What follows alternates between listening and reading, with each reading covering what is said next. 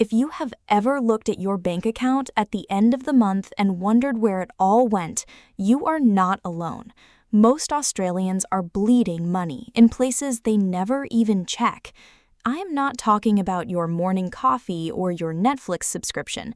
I am talking about the hidden costs of just being Australian, the ones nobody warns you about, the ones politicians never campaign on, and the ones that are draining tens of thousands of dollars from your future every single year. Let us start with the one that hurts the most: bracket creep. This is the closest thing we have to a stealth tax in this country. Every year, your wage goes up a little to keep pace with inflation. That sounds good on paper, but the problem is that the tax brackets in Australia do not move with inflation. So while your pay rise looks nice, more of it gets pushed into a higher tax bracket.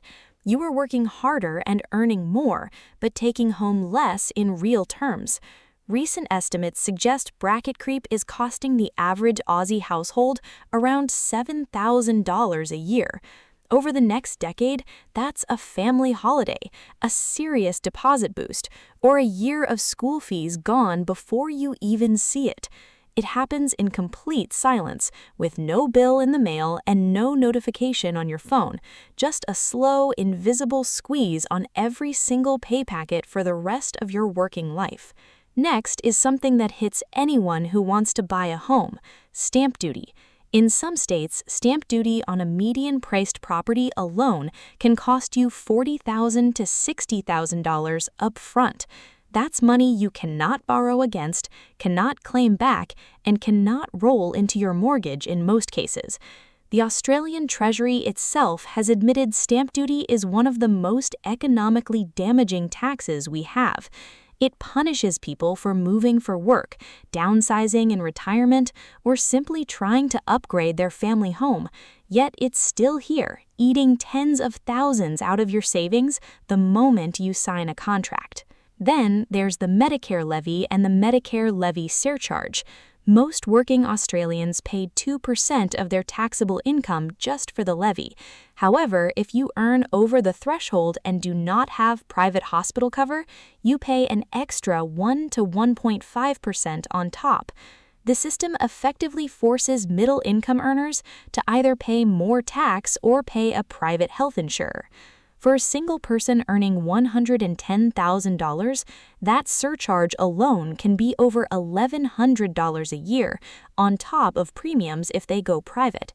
It's a hidden cost of simply existing in the Australian healthcare system. Here's one that nobody talks about: your superannuation fees. You probably think your super is just sitting there growing in the background, but the truth is, hidden fees inside your fund could be costing you hundreds of thousands of dollars by the time you retire. We're talking administration fees, investment fees, transaction costs, and insurance premiums you may not even need. The Productivity Commission estimated that duplicate super accounts alone cost Australians around $2.6 billion a year in unnecessary fees. Just by checking your super, consolidating your accounts, and reviewing your investment option, you could add massive amounts to your retirement. Let's keep going, because owning a car in Australia is also brutal.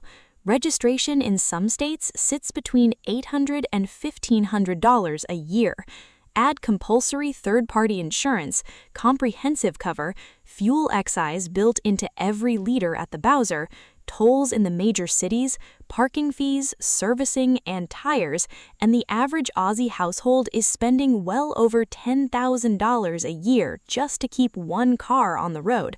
Multiply that by 2 cars in a typical family, and you're staring at the equivalent of a second mortgage repayment every single month just for the privilege of driving.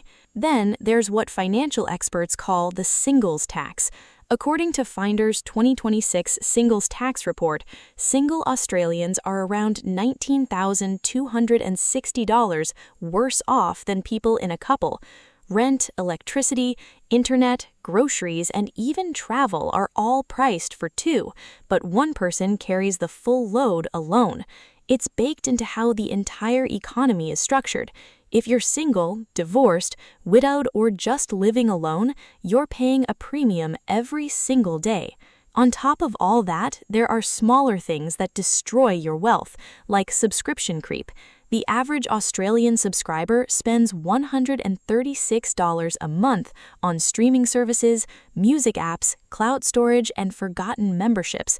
Invested in a low-cost index fund, that same money could grow to over $80,000 in 20 years. Australian households also paid roughly $3.2 billion in bank fees in a single year, monthly account fees, overdraw fees, and foreign transaction fees that are mostly avoidable if you knew where to look. There's also lender's mortgage insurance, or LMI. If you buy a home with less than 20% deposit, the bank forces you to pay this insurance to protect themselves, not you. On a $700,000 property with a 10% deposit, LMI can easily cost you $20,000 to $30,000. Most buyers just roll it into their loan, paying interest on it for the next 30 years, turning it into a $60,000 expense by the end of the mortgage. Finally, we have electricity prices that are among the highest in the developed world, skyrocketing insurance renewals, and major supermarkets under investigation for inflating grocery prices. The difference between an Australian who feels broke and one who feels free is rarely income, it's awareness.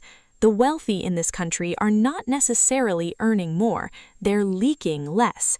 This week, open your banking app and cancel any recurring payments you haven't used in the last 30 days. Then, log into your super fund to check your fees and consolidate multiple accounts.